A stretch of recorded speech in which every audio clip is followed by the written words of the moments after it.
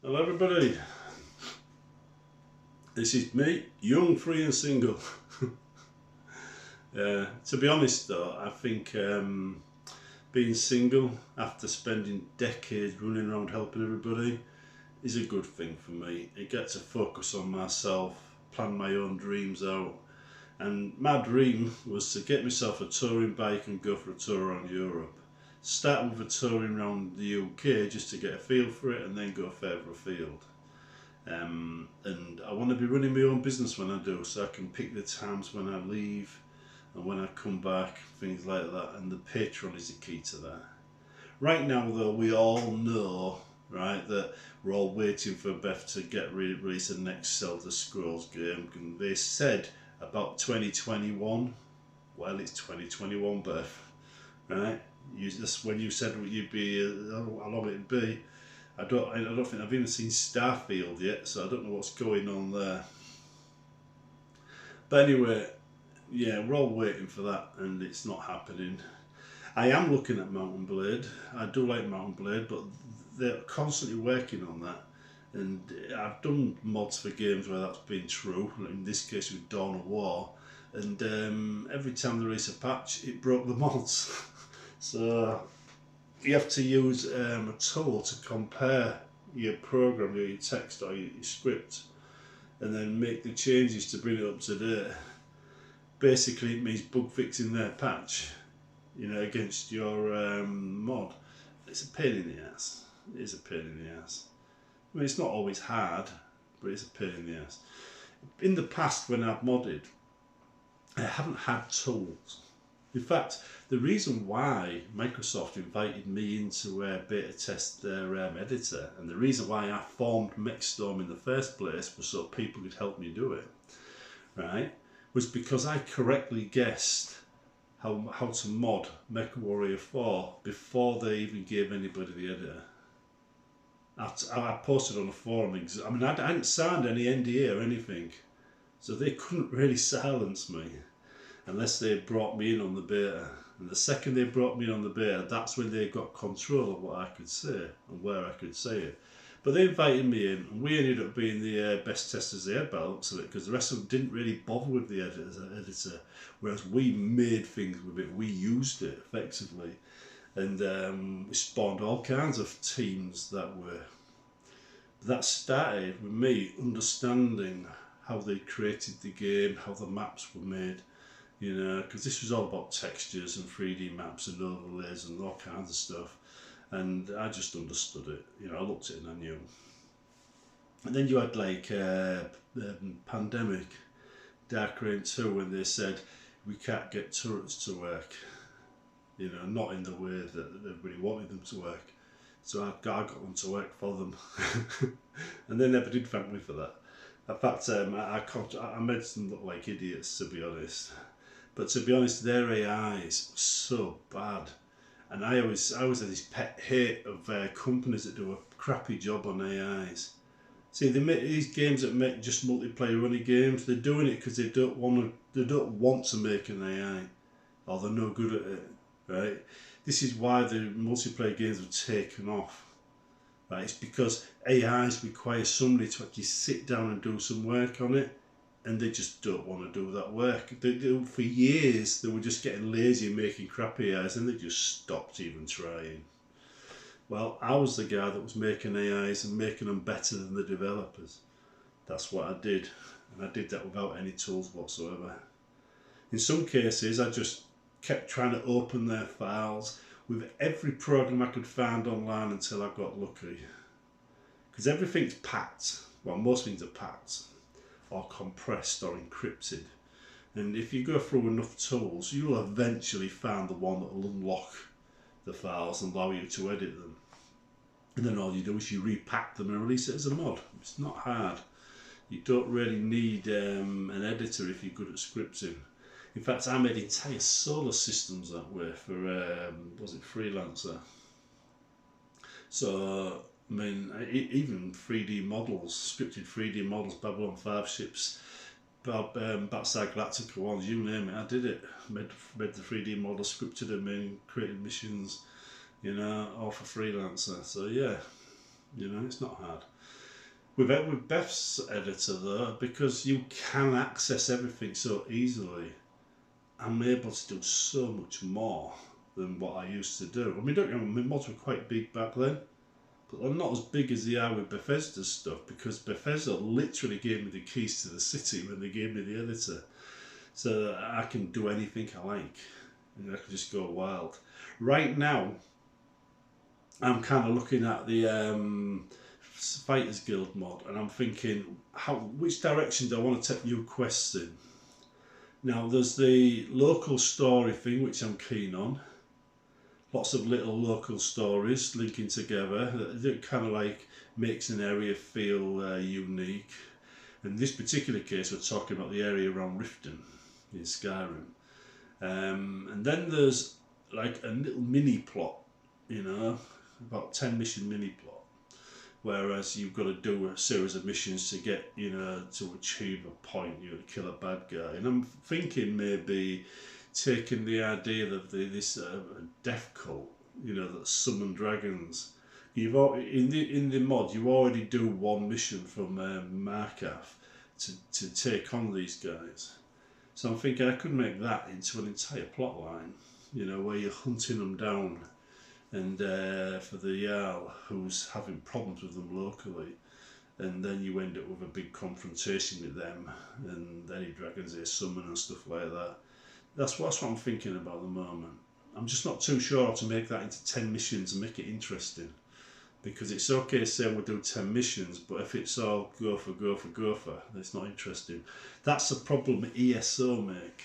A lot of their missions are go for 3 items there, go for 3 items there. And then you go to do a mission and you go dungeon delving, and you're talking to the main character, and they just talk on and on and on about absolutely pointless detail of really boring stories.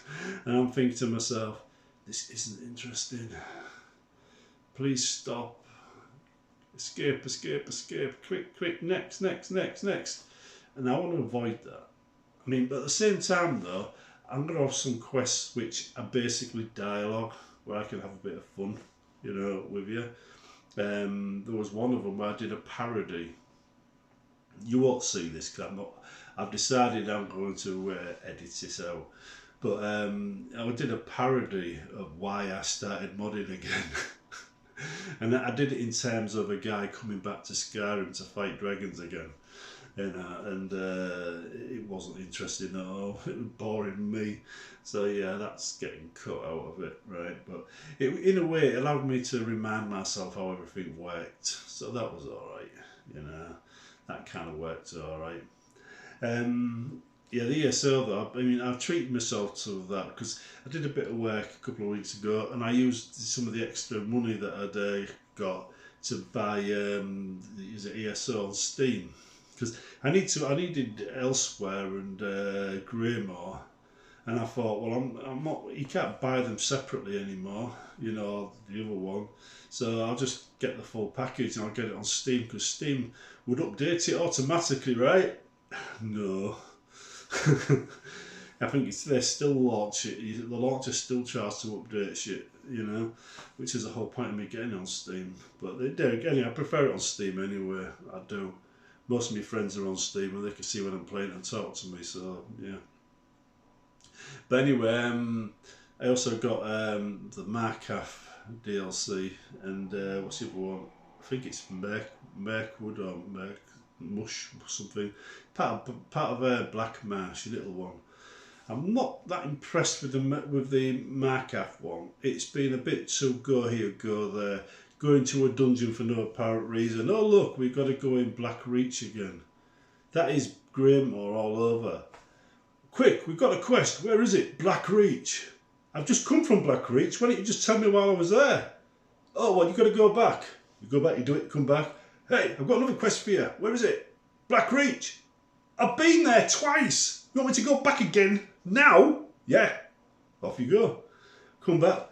We've got a quest for you. Don't worry, it's not in Black Reach. You've got to go to the shop and ask that guy over there, and then he'll send you to Black Reach.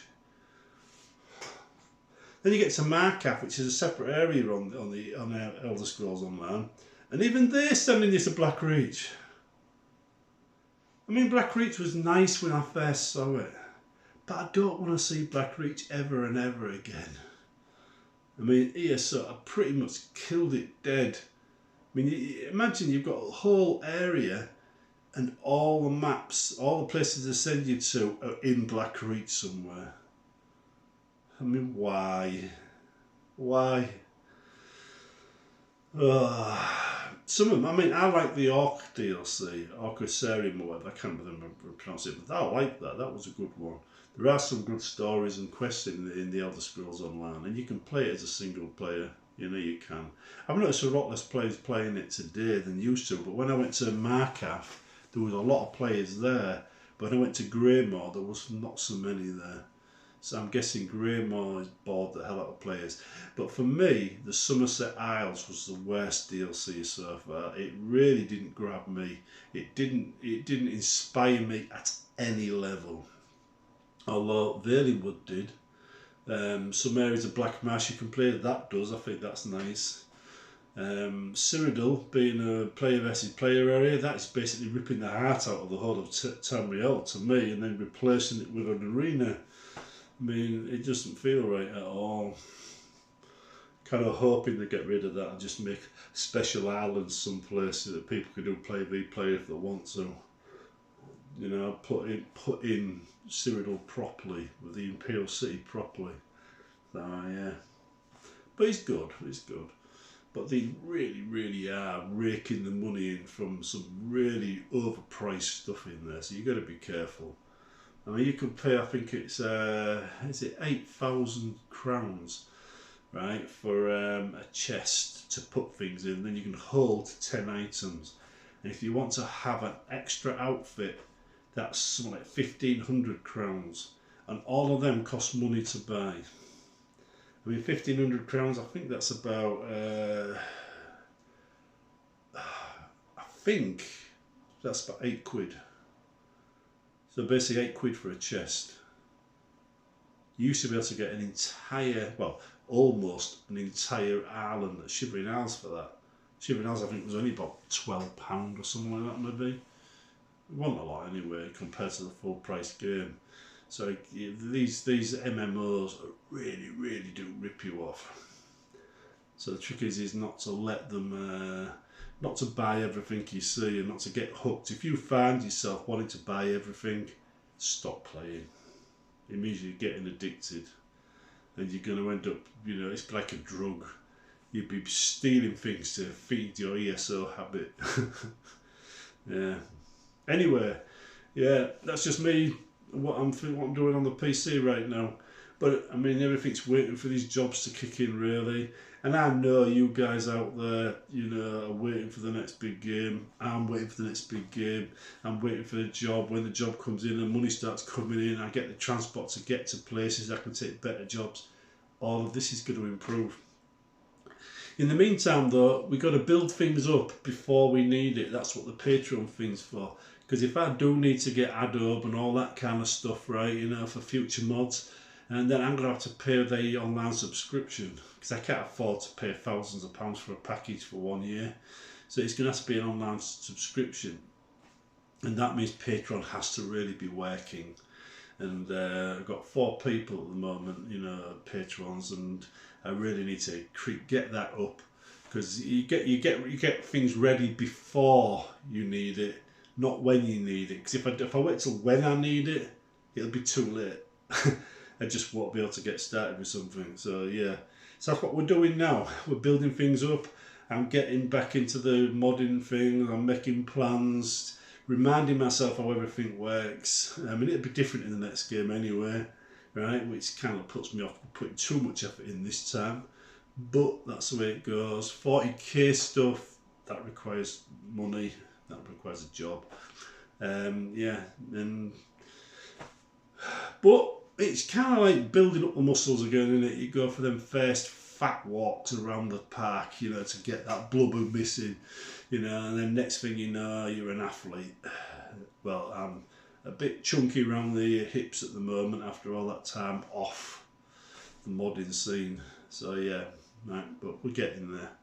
I am spending more and more time in the editor. I'm spending more and more time exploring and reminding myself how things work. and we're getting there. We're getting there. That Fighters Guild thing is going to be me getting back into it. So it might not be like my old ones, might be more traditional quests and stuff, but it's just getting the grey matter working again. Right, see you in the next one.